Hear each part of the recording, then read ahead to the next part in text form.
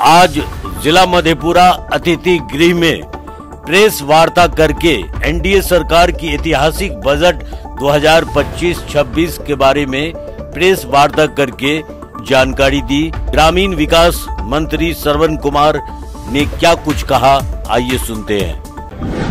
मधेपुरा जिला के प्रेस के सभी प्रतिनिधि, प्रिंट एवं इलेक्ट्रॉनिक मीडिया के सभी प्रतिनिधियों का आज की इस प्रेस वार्ता में आप सबका स्वागत करता हूं।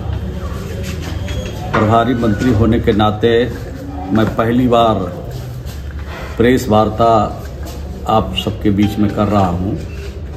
इसके कबल भी मैं आता रहा हूं, लेकिन प्रेस वार्ता रही बिल्कुल सीधा संवाद के तौर पर जो कार्यक्रम यहाँ पर जिले में आयोजित की गई उसमें शामिल आप सब भी हुए, हम भी हुए।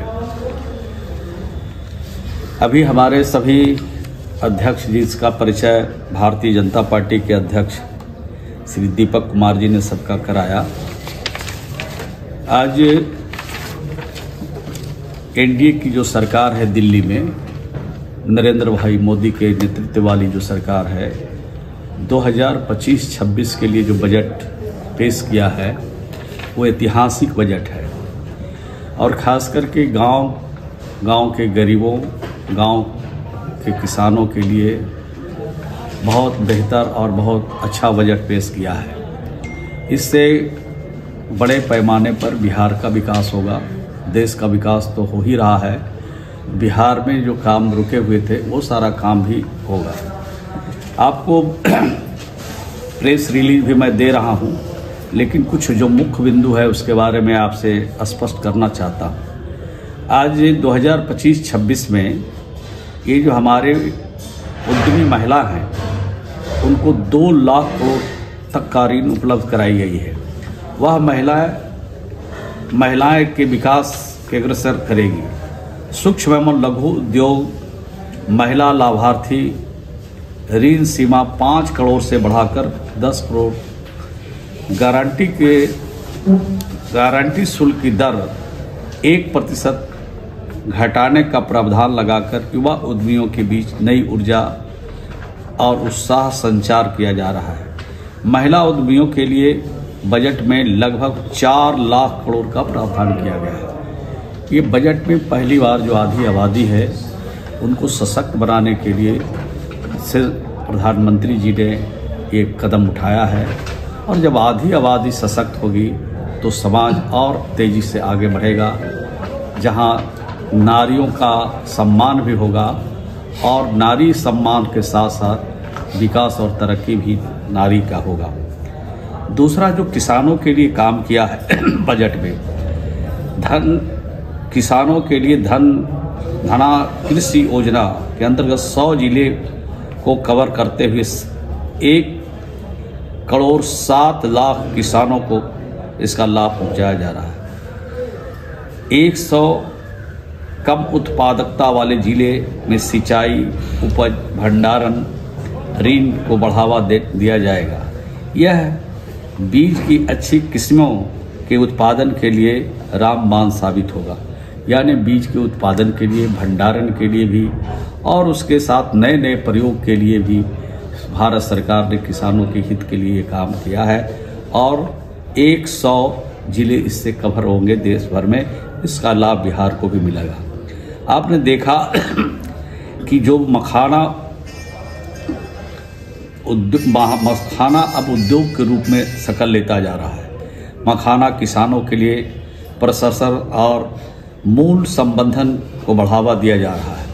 किसान क्रेडिट कार्ड के अंतर्गत ऋण सीमा 3 लाख से बढ़ाकर 5 लाख की गई है, जिसमें 7 करोड़ 7 लाख किसानों को इसका लाभ पहुंचाने का काम किया जा रहा है। तो इस तरह से किसानों की समृद्धि के लिए, किसानों को और आत्मनिर्भर बनाने के लिए काम हो रहा है। उनकी आमदनी को दुगना करने का भी काम हो रहा है।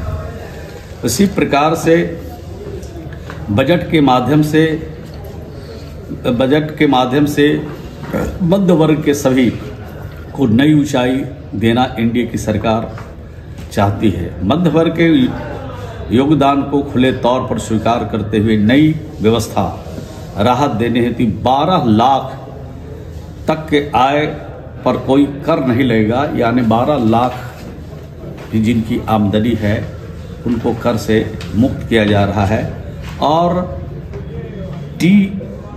TDS में जो कटौती की सीमा 50,000 से बढ़ाकर 1 लाख किया जा रहा है।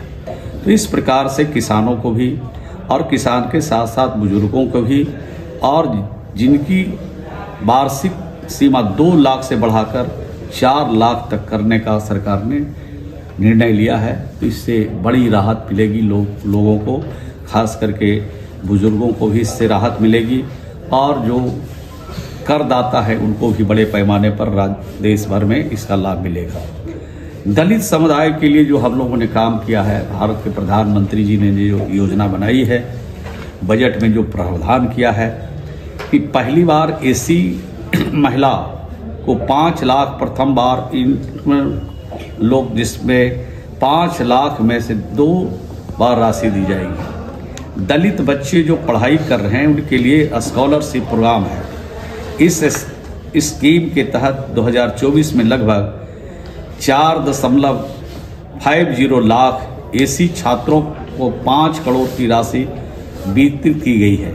पारा मेडिकल स्कॉलरशिप के तहत 18 लाख छात्रों को 437 करोड़ की राशि दी गई है।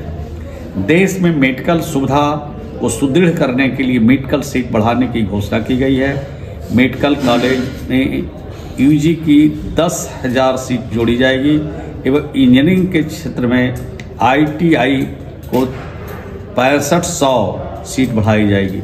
यानी मेडिकल और इंजीनियरिंग में की पढ़ाई जो हमारे बच्चे करते हैं उसके लिए सीटों का भी बढ़ाने का भारत सरकार ने निर्णय लिया है। ये बहुत ही काबिल तारीफ है। सबसे बड़ी बात यह है कि जो बड़ी बीमारियों से जो ग्रसित लोग होते थे बिहार में, उनको राज्य से बाहर इलाज के लिए जाना पड़ता था। जैसे कैंसर जैसे भयानक बीमारी जिसको हो जाता था, वो राज्य से बाहर बड़े पैमाने पर लोग जाते थे। ये 200 जिले में डे केयर सेंटर की सुविधा शुरू की जाएगी, जिसमें लोगों को कैंसर जैसी बीमारियों के लिए अपने जिले से दूरस्थ नहीं जाना पड़ेगा।